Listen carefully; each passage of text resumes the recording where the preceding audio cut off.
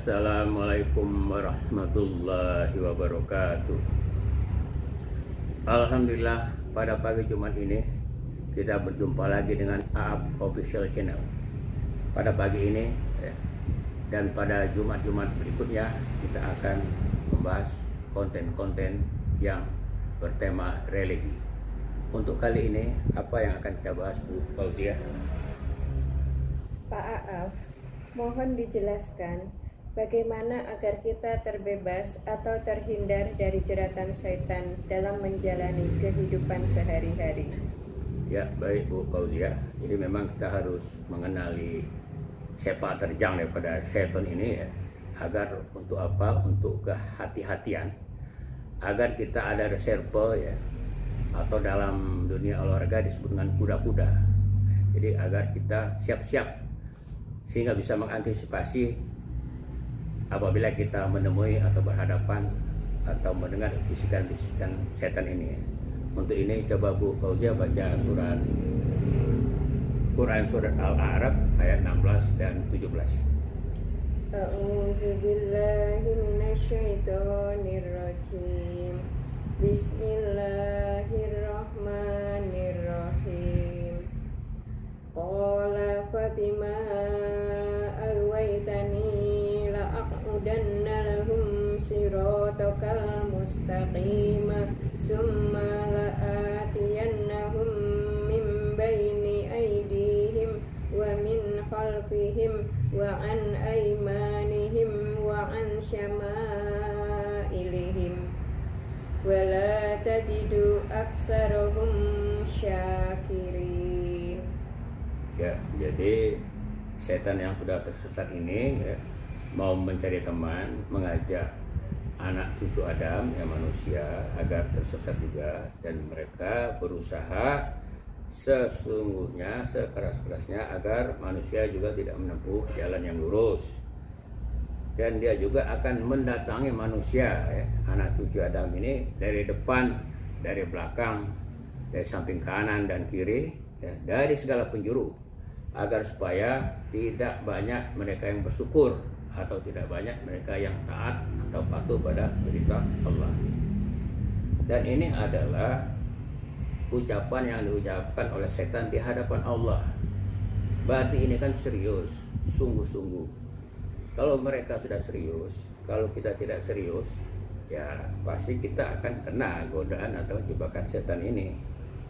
Ya buktinya, dan setan ini tidak hanya mengucapkan tapi merealisasikan. Sudah terbukti bagaimana dia berhasil membujuk Nabi Adam melalui Siti Hawa sehingga tergoda untuk memakan buah budi yang itu ada dilarang oleh Allah.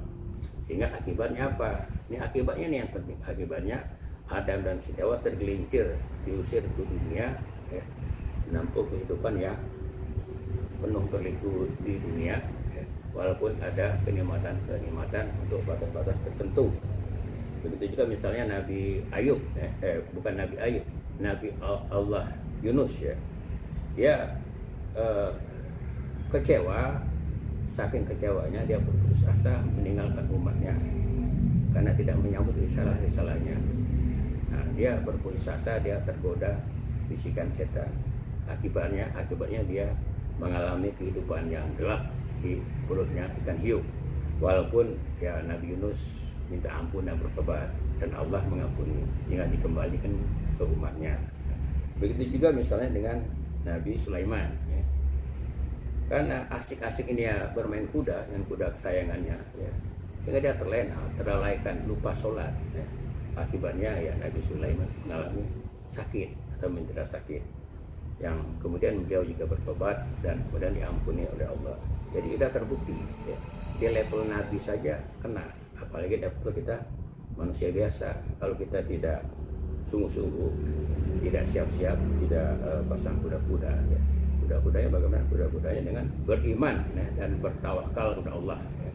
Untuk orang yang beriman dan bertawakal kepada Allah dijamin tidak akan tergoda, tidak akan terjebak dengan godaan atau bisikan setan. Yaitu dengan apa? Ya beriman. Beriman itu percaya pada perintah-perintahnya ya, dan menjauhi larangan-larangannya. Misalnya kita melaksanakan sholat, puasa, zakat, dan lain-lain. kita melaksanakan perintah dan menjauhi larangannya. Nah, jadi kita bagaimana sehari-harinya biar kita tidak ada celah, ya, tidak ada ruang kosong, kita tidak lengah, ya, tidak masuk. Ya. Kalau kita kosong, lengah, ada celah, ini pasti masuk ini setan ini. Nah, bagaimana kita mengatur kehidupan sehari-hari agar kita tidak ada celah dan kita selalu terkonek dengan Allah Subhanahu wa taala. Ya, kita atur kehidupan kita mulai dari tidur misalnya. Kalau malam sebaiknya jam 9, jam 10 sudah tidur, ya. Agar apa? Agar bangun untuk subuhnya itu tidak sulit, gampang, ya. Nah, kalau kita tidurnya malam nanti sulit. Kalau sulit itu susah mau bangun. Nah, itu jelas setan masuk, ya. Karena setan ini kalau dia tidak bisa menggoda waktu kita melek, ya, kita tidak tidur, waktu kita tidur pun digoda sama dia. Makanya sebelum tidur kita berdoa, ya. Berdoa, membaca ayat Quran, ayat kursi misalnya, sehingga dijamin terbebas daripada godaan atau mimpi-mimpi yang buruk atau mimpi-mimpi yang menyeramkan. Kemudian setelah bangun jam 4 atau jam setengah 4, kita ya persiapan, syukur kalau kita bisa sholat malam, sholat tahajud, ya. Kemudian sholat sunat, sholat subuh, kemudian sampai waktu suruh mungkin kita coba waktu membaca atau urusan-urusan lainnya. Setelah waktu suruh mungkin ya kita ada waktu mau melaksanakan sholat duha. Nah, kemudian persiapan untuk kerja dan aktivitas lainnya. Kemudian agar selalu terhubung atau terkonektif dengan Allah, ya mendekati waktu zuhur jam 11 kurang lebih 11.30 atau 11.25, ya kita mendekat lagi ke masjid atau ke musola, atau kalau di rumah ya siap-siap di rumah kalau sholat di rumah. Nah, setelah sholat zuhur dan lain sebagainya, mungkin mau makan dan sebagainya, istirahat, mungkin kalau mau kerja lagi. Nah, nanti mendekati waktu asar dekat lagi ke masjid atau ke musola, atau di rumah persiapan lagi ke tempat sholat, mungkin di rumahnya ada ruang untuk beribadah, ya. Nah, kemudian masuk waktu maghrib. Nah, kalau kita ke masjid atau ke musola, usahakan dari maghrib ke isya nggak usah pulang lagi, sampailah di situ. Habis maghrib ke isya kita isi waktunya membaca atau berdiskusi atau apa saja yang bisa bermanfaat sampai waktu isya. Waktu isya masuk, kemudian ya, dengar azan, sholat dan sebagainya, selesai baru pulang ke rumah, atau di rumah siap-siap untuk makan dan lain sebagainya. Kegiatan yang ada sampai jam 9 atau setengah 10 atau jam 10 paling lambat udah tidur, agar kita ini tidak ada celah ruang atau membuat kita lengah, sehingga tidak bisa ini setan masuk. Karena kita mempraktekkan kehidupan sehari yang beriman, yang percaya pada Allah, dan kita dalam berupaya yang sebisa mungkin secara sungguh-sungguh, ya. Karena kalau kita berusaha itu kuncinya sungguh-sungguh. Kalau sungguh-sungguh itu biasanya berhasil. Dan Allah dalam kitab Siaban banyak sekali berkata dengan kata sungguh-sungguh. Jadi kalau kita sungguh-sungguh itu jaminan sudah mau berhasil. Nah, untuk sungguh-sungguh itu ya kita ya mungkin jangan terlalu banyak humor, jangan terlalu banyak ketawa, hanya selingan bolehlah itu. Jadi kalau kita terlalu banyak humor, terlalu banyak ketawa, terlalu senang, itu biasanya setan masuk di situ. Kita lengah, ya, terabaikan, sehingga itu peluang untuk terjerumus itu lebih terbuka. Nah, ini yang saya maksud, bahwa kita harus selalu terkonektif dengan sinyal-sinyal Allah, ya, hingga kita ada semacam benteng, ya, ada suatu pertahanan. Nah, sehingga kita menjadi orang yang bersyukur. Kalau orang yang bersyukur itu orang yang insya Allah dilepaskan kenikmatan akan diberikan Allah. Tapi kalau kita tidak bersyukur, inilah azab Allah amat pedih. Nah, kalau kita menjadi orang yang kufur, tidak bersyukur, otomatis kita adalah temannya setan atau orang yang berhasil digoda oleh setan laknatullah ini. Demikian menurut saya, tentang apa-apa yang akibat daripada kita terjerumus pada kesesatan yang yang di Protestan ini, ya kalau kita sendiri, masing-masing kita sendiri yang tahu ya bagaimana derita-derita yang kita alami ya. Saya yakin pasti pernah mengalami semua.